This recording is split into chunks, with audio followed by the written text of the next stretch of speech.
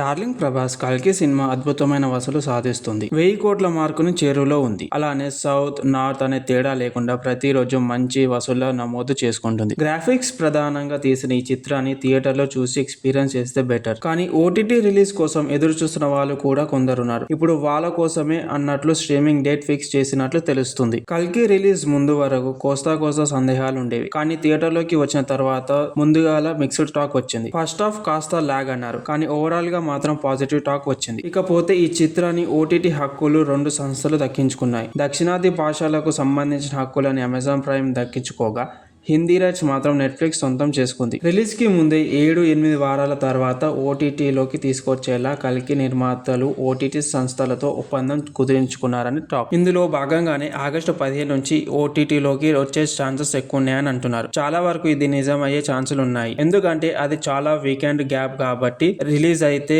ఎక్కువ మంది చూడటానికి అవకాశం ఉందంటున్నారు. కాబట్టి ఓటీటీ సంస్థలు ఈ తేదీకే మొగ్గు చూపే అవకాశం ఉంది. కొన్ని రోజులు ఆగితే ఏదో ఒక క్లారిటీ వచ్చేస్తుంది.